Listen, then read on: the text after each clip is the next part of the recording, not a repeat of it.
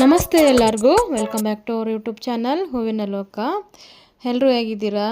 ಎಲ್ಲರೂ ಚೆನ್ನಾಗಿದ್ದೀರಾ ಅಂದ್ಕೊಂಡಿದ್ದೀನಿ. ನಾವು ಚೆನ್ನಾಗಿದ್ದೀವಿ.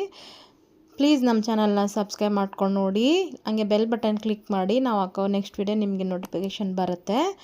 ಆಮೇಲೆ ಇವತ್ತಿನ ವಿಡಿಯೋ ಬಂದು ರೇಷನ್ ಕಾರ್ಡು ರದ್ದಾಗಿದೆ ಅಲ್ವಾ, ಇದೇ ಇವಾಗ ನ್ಯೂಸಲ್ಲೆಲ್ಲ ತೋರಿಸ್ತಾ ಇದ್ದಾರೆ. ಏನಕ್ಕೆ ರದ್ದಾಯಿತು ಏನು ಅಂತ ನಂಗೆ ಗೊತ್ತಿರೋಷ್ಟು ಇನ್ಫಾರ್ಮೇಷನ್ ಈ ವಿಡಿಯೋದಲ್ಲಿ ಹೇಳ್ತಾ ಹೋಗ್ತೀನಿ. ಅದಕ್ಕೆ ಮೊದಲು ಯಾರು ವೀಡಿಯೋ ಸ್ಕಿಪ್ ಮಾಡಬೇಡಿ, ಫುಲ್ಲಾಗಿ ನೋಡಿ. ಫುಲ್ಲಾಗಿ ನೋಡಿದ್ರೆ ನಿಮಗೆ ಡೀಟೇಲ್ ಇನ್ಫಾರ್ಮೇಷನ್ನು ಸಿಗುತ್ತೆ. ಬನ್ನಿ ಇವತ್ತಿನ ವಿಡಿಯೋನ ಸ್ಟಾರ್ಟ್ ಮಾಡೋಣ. ಎಷ್ಟೊಂದು ಜನರದ್ದು ರೇಷನ್ ಕಾರ್ಡು BPL ಇರೋದು APL ಆಗಿದೆ. ಆಮೇಲೆ APL ಇರೋರ್ದು ಎಷ್ಟೊಂದು ಕಾರ್ಡು ರದ್ದಾಗಿದೆ. ಎಷ್ಟು ಜಾಸ್ತಿ ರದ್ದಾಗಿರೋದು ಬಂದು ಹಾವೇರಿ ಜಿಲ್ಲೆಯಲ್ಲಿ. ಎಲ್ಲ ಜಿಲ್ಲೆಯಲ್ಲೂ ಆಗಿದೆ, ಬಟ್ ಜಾಸ್ತಿ ಆಗಿರೋದು ಹಾವೇರಿ ಜಿಲ್ಲೆಯಲ್ಲಿ ಅಂತೆ. ಆಮೇಲೆ BPL ಕಾರ್ಡು APL ಕನ್ವರ್ಟ್ ಆಗಿರೋದು, ಆಮೇಲೆ BPL ಕಾರ್ಡು ಏನಕ್ಕೆ ರದ್ದಾಯಿತು ಅಂದ್ಬಿಟ್ಟು ಇವತ್ತಿನ ವಿಡಿಯೋದಲ್ಲಿ ಹೇಳ್ತಾ ಹೋಗ್ತೀನಿ. ಇದಕ್ಕೆಲ್ಲ ಆದಾಯ ತೆರಿಗೆ ಅಂದರೆ IT ಆಫೀಸ್ ಇರುತ್ತಲ್ವ, ಆ ಇಲಾಖೆನೇ ಕಾರಣ ಅಂತ ತುಂಬ ಜನ ಹೇಳ್ತಾ ಇದ್ದಾರೆ. ಯಾಕಂದರೆ ನಾನು ಈಗಾಗಲೇ ಆಲ್ರೆಡಿ ಒಂದು ವಿಡಿಯೋದಲ್ಲಿ ಕೂಡ ಹೇಳಿದ್ದೆ, ಇನ್ಕಮ್ ಟ್ಯಾಕ್ಸ್ ಅಂದರೆ ಪ್ಯಾನ್ ಕಾರ್ಡ್ ಮತ್ತು ಆಧಾರ್ ಕಾರ್ಡ್ ಲಿಂಕ್ ಮಾಡಿ ಅಂತ ಸೆಂಟ್ರಲ್ ಗೌರ್ಮೆಂಟ್ ಹೇಳಿತ್ತು. 1 ವರ್ಷ 2 ವರ್ಷದ ಹಿಂದೆ ಫ್ರೀಯಾಗಿಯೇ ಮಾಡ್ಕೋಬೋದಾಗಿತ್ತು. ಆದರೆ ಅವಾಗ ಯಾರೂ ಅಷ್ಟು ಜನ ಇಂಟ್ರೆಸ್ಟ್ ತೋರಿಸಿ ಮಾಡಿಸ್ಲಿಲ್ಲ. ಅದಾದಮೇಲೆ 1000 ರೂಪಾಯಿ ದಂಡ ಕಟ್ಟಿ ಕಂಪಲ್ಸರಿ ಮಾಡಿಸ್ಲೇಬೇಕು, ಆಧಾರ್ಗೆ ಪ್ಯಾನ್ ಲಿಂಕು ಅಂತ ರೂಲ್ಸ್ ಬಂತು ಗೌರ್ಮೆಂಟಿಂದ. ಆವಾಗ ತುಂಬ ಜನರಿಗೆ ಗೊತ್ತಿರಲಿಲ್ಲ ಲಿಂಕ್ ಮಾಡಿಸ್ಬೇಕಾ ಇಲ್ವಾ ಅಂತ. ಹಂಗಾಗಿ ಯಾರೂ ಮಾಡಿಸ್ಕೊಂಡಿರಲಿಲ್ಲ ಅನಿಸುತ್ತೆ. ಬಡವರಲ್ವಾ ನಡೆಯುತ್ತೆ ಅನ್ನೋ ಇಂಟೆನ್ಷನ್ ಇದ್ರೇನೋ ಪಾಪ ತುಂಬ ಜನರಿಗೆ ಇದ್ರ ಬಗ್ಗೆ ಗೊತ್ತಿರಲಿಲ್ಲ. ಅದಾದಮೇಲೆ ಕಂಪಲ್ಸರಿ ಬಂದಮೇಲೆ ಎಲ್ಲರೂ ದಂಡ ಕಟ್ಟಿ ಪ್ಯಾನ್ಗೆ ಆಧಾರು ಲಿಂಕ್ ಮಾಡಿಸ್ತಾಯಿದ್ರು. ಒಬ್ಬೊಬ್ಬರು ಅದಾದಮೇಲೆ ಕೂಡ ಮಾಡಿಸಿಲ್ಲ.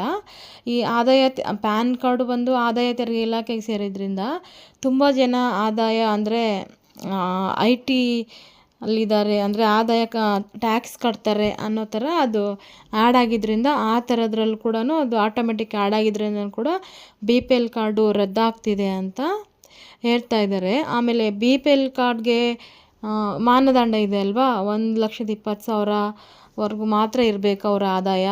ಆಮೇಲೆ 1000 ಸ್ಕ್ವೇರ್ ಫೀಟ್ ಮೇಲೆ ಮನೆ ಇರಬಾರ್ದು ಸಿಟೀಲಿ. ಆಮೇಲೆ 4 ವೀಲರ್ ಅಂದರೆ ಕಾರ್, ಜೀಪ್, ಟ್ರ್ಯಾಕ್ಟ್ರು ಇಂಥರದ್ದು ಕೂಡ ಇರಬಾರ್ದು ಅವ್ರ ಹತ್ರ.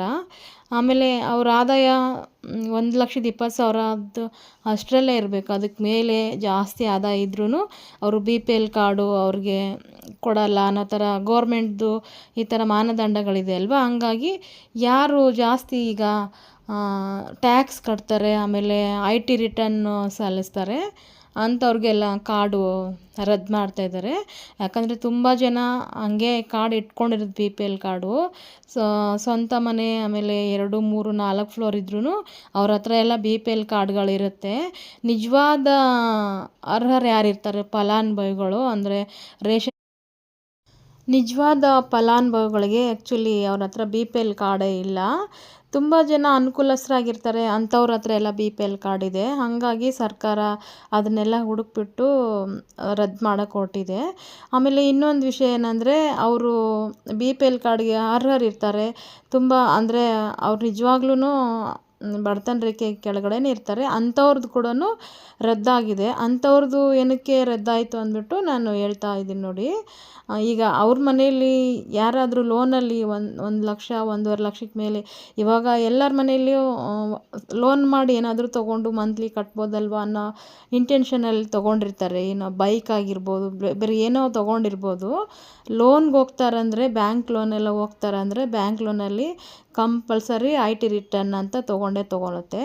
ಅದು ಹೋಗ್ಬಿಟ್ಟು ಆ ಥರ IT ರಿಟರ್ನ್ ಫೈಲ್ ಸಲ್ಲಿಸಿದ್ರೆ ಇವರು ಟ್ಯಾಕ್ಸ್ ಕಟ್ತಾ ಇದ್ದಾರೆ ಅಂದ್ಬಿಟ್ಟೇ ಆ್ಯಡ್ ಆಗುತ್ತಂತೆ. ಹಂಗಾಗಿ ಅವ್ರದ್ದು ಕೂಡ ಆಟೋಮೆಟಿಕ್ಕಾಗಿ BPL APLಗೆ ಕನ್ವರ್ಟ್ ಆಗ್ತಾಯಿದೆ. ಅಂದರೆ APL ಬಂದರೆ, ಅಂದರೆ APL ಅಂದರೆ ಅಕ್ಕಿನ ದುಡ್ಡು ಕೊಟ್ಬಿಟ್ಟು ತೊಗೋಬೇಕು.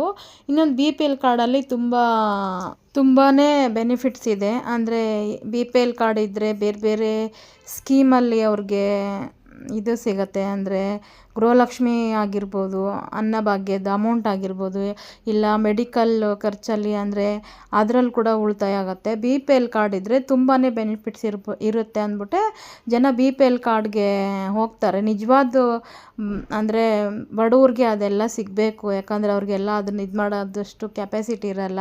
ಹಂಗಾಗಿ ಬಡವ್ರಿಗೆ ಅದೆಲ್ಲ ಸಿಗಬೇಕು, ಬಡವ್ರಿಗೆ ಬಿ ಪಿ ಎಲ್ ಕಾರ್ಡ್ ಇರಬೇಕು. ಮತ್ತು ಈಗ ನಿಜವಾಗ್ಲೂ ನಾವು ಅರ್ಹರಿದ್ದೀವಿ, ನಮ್ಮದು B P L card ban ಆಗಿಬಿಟ್ಟಿದೆ, ನೆಕ್ಸ್ಟ್ ಏನು ಮಾಡೋಣ ಅಂತ ಯೋಚನೆ ಮಾಡೋರಿಗೆ ಆಹಾರ ಮಂತ್ರಿ ಆಗಿರೋ ಕೆ ಎಚ್ ಮುನಿಯಪ್ಪ ಅವರು ಹೇಳಿದ್ದಾರೆ, ನೀವೇನು ಯೋಚನೆ ಮಾಡಬೇಡಿ, ನಿಜವಾಗ್ಲೂ ನೀವು ಅರ್ಹರಾಗಿದ್ದರೆ ನಿಮ್ಮ ಕಾರ್ಡ್ಗೆ ಏನೂ ಆಗಲ್ಲ, ಮತ್ತು ಅದನ್ನು ಸರಿ ಮಾಡಿಕೊಡ್ತೀವಿ ಅಂತ. ಆಮೇಲೆ ದಿನೇಶ್ ಗುಂಡೂರಾವ್ ಸರ್ ಹೇಳಿದ್ದಾರೆ, ನಿಮ್ಮದು ನಿಜವಾಗ್ಲೂ ನೀವು ಅರ್ಹರಾಗಿದ್ದರೆ ಒಂದು ವೇಳೆ ನಿಮ್ಮದು B P L card ban ಆಗಿತ್ತು ಅಂದರೆ ಮತ್ತೆ ಹೊಸ್ದಾಗಿ ಅರ್ಜಿ ಸಲ್ಲಿಸ್ಬೋದು, ಮತ್ತು ಅದನ್ನು ನಾವು ಸರಿ ಮಾಡಿಕೊಡ್ತೀವಿ ಅಂತ ಹೇಳಿದ್ದಾರೆ. ಹಂಗಾಗಿ ಆಹಾರ ಇಲಾಖೆಗೆ ಹೋಗ್ಬಿಟ್ಟು ಮತ್ತೆ ಹೊಸ್ದಾಗಿ ಅರ್ಜಿ ಸಲ್ಲಿಸ್ಬೋದು. ಇಲ್ಲ ಅಂದರೆ ಈಗ ಹಳೆ ಕಾರ್ಡ್ ಇದ್ದದ್ದು ಬ್ಯಾನ್ ಆಗಿದ್ದರೆ ಅಂದರೆ B P L A P L ಆಗಿದ್ದರೆ ಆಹಾರ ಇಲಾಖೆಗೆ ಹೋಗ್ಬಿಟ್ಟು ಮತ್ತೆ ನಿಜವಾಗಿ ಎಲ್ಲ ಡಾಕ್ಯುಮೆಂಟು ಅಂದರೆ ಕರೆಕ್ಟಾಗಿರೋ ಡೀಟೇಲ್ಸ್ ಕೊಟ್ಬಿಟ್ಟು ಅದನ್ನು ಸರಿ ಮಾಡಿಸ್ಕೊಂಡು ಬರ್ಬೋದು. ಹಂಗಾಗಿ ಅವರು ಭರವಸೆ ಕೊಟ್ಟಿದ್ದಾರೆ, ನಿಮ್ಮ ನಿಜವಾಗ್ಲೂ ಫಲಾನುಭವಿಗಳಾಗಿದ್ದರೆ ನಿಮ್ಗೆ ಯಾವುದೇ ರೀತಿ ತೊಂದರೆ ಆಗೋದಿಲ್ಲ ಅಂತ. ಅದು ಏನಾದರೂ ಇರಲಿ, ಬಟ್ ನಿಜವಾಗ್ಲೂ ಯಾರ್ದು ಮಾಡಬೇಕಿತ್ತೋ ಸುಮ್ಮನೆ ಫೇಕಾಗಿ ಬಿ ಪಿ ಎಲ್ ಕಾರ್ಡ್ ಇಟ್ಕೊಂಡಿರ್ತಾರಲ್ವ, ಅಂಥದ್ದು ಮಾಡಬೇಕಾಗಿತ್ತು. ತುಂಬ ಜನದ್ದು ಬಡವ್ರದ್ದೇ B P L card ban ಆಗಿದೆ, ರದ್ದಾಗಿದೆ. ಗೌರ್ಮೆಂಟ್ ಎಂಪ್ಲಾಯೀಸ್ ಕೂಡ ಅಂದರೆ ಸರ್ಕಾರಿ ನೌಕರರು ಕೂಡ ಬಿ ಪಿ ಎಲ್ ಕಾರ್ಡ್ ಇಟ್ಕೊಂಡಿದ್ದಾರೆ ಎಷ್ಟೋ ಜನ. ಅದು ಒಬ್ಬರು ಇಬ್ಬರು ಅಲ್ಲ, ಸಾವಿರಾರು ಜನ ಸಂಖ್ಯೆಯಲ್ಲಿ. ಅಂದರೆ ಟಿ ವಿಲಿ ತೋರಿಸಿರೋ ಪ್ರಕಾರ ತುಂಬ ಜನ ಗೌರ್ಮೆಂಟ್ ಕೆಲಸ ಮಾಡ್ತಾರೆ, ಆದರೂ ಅವ್ರ ಹತ್ರ ಬಿ ಪಿ ಎಲ್ ಕಾರ್ಡ್ ಇದೆ ಅಂದ್ಬಿಟ್ಟು ಅವ್ರದ್ದು ಕೂಡ ಬಿ ಪಿ ಎಲ್ ಕಾರ್ಡ್ ರದ್ದು ಮಾಡಿದ್ದಾರೆ. ಆ್ಯಕ್ಚುಲಿ ಇದಕ್ಕೇನು ಮಾನದಂಡ ಇದೆ ಬಿ ಪಿ ಎಲ್ ಕಾರ್ಡ್ಗೆ, ಆ ಥರ ಇರೋರ್ದೆಲ್ಲ ರದ್ದು ಮಾಡ್ತಿದ್ದಾರೆ. ಬಟ್ ಗೌರ್ಮೆಂಟ್ ಕೆಲಸ ಇದ್ದು ಬಿ ಪಿ ಎಲ್ ಕಾರ್ಡ್ ಇಟ್ಕೊಂಡಿರೋರ್ದು ತಪ್ಪಲ್ವಾ? ಹಾಗಾಗಿ ಯಾರ್ಯಾರು ಅಕ್ರಮವಾಗಿ ಬಿ ಪಿ ಎಲ್ ಕಾರ್ಡ್ ಇಟ್ಕೊಂಡಿದ್ದಾರೆ ಅಂದರೆ ಚೆನ್ನಾಗಿದ್ದಾರೆ, ಫೈನಾನ್ಷಿಯಲಿ ತುಂಬ ಚೆನ್ನಾಗಿದ್ದಾರೆ, ಆದರೂ ಬಿ ಪಿ ಎಲ್ ಕಾರ್ಡ್ ಇಟ್ಕೊಂಡಿರ್ತಾರಲ್ವ, ಅವರಿಗೆಲ್ಲ ಗೌರ್ಮೆಂಟ್ ದಂಡ ಹಾಕ್ತಾ ಇದೆ. ಅಂದರೆ 1 kgಗೆ 30 ರೂಪಾಯಿ ಥರ ಯಾರು ಇಷ್ಟು ದಿನ ಅಕ್ಕಿ ತೊಗೊಂಡಿದ್ರು ಅವ್ರಿಗೆಲ್ಲ ಆ ಥರ ದಂಡ ವಿಧಿಸ್ತಾ ಇದ್ದಾರಂತೆ. ನಿಜವಾದ ತಪ್ಪಿತಸ್ಥರಿಗೆ ಅದು ಆ ಥರ ಆಗಲಿ ಪರವಾಗಿಲ್ಲ, ಬಟ್ ಬಡವ್ರಿಗೆ ಅವರ ಬಿ ಪಿ ಎಲ್ ವಾಪಸ್ ಸಿಗಲಿ ಅನ್ನೋದೇ ನನ್ನ ಆಸೆ. ಇವತ್ತಿನ ವಿಡಿಯೋನ ಇಲ್ಲಿಗೆ ಮುಗಿಸ್ತಾ ಇದ್ದೀನಿ. ಇಷ್ಟೊತ್ತು ಯಾರೆಲ್ಲ ವಿಡಿಯೋ ನೋಡಿದ್ರು ಅವ್ರಿಗೆಲ್ಲ ಥ್ಯಾಂಕ್ ಯು ಸೋ ಮಚ್, ಧನ್ಯವಾದಗಳು.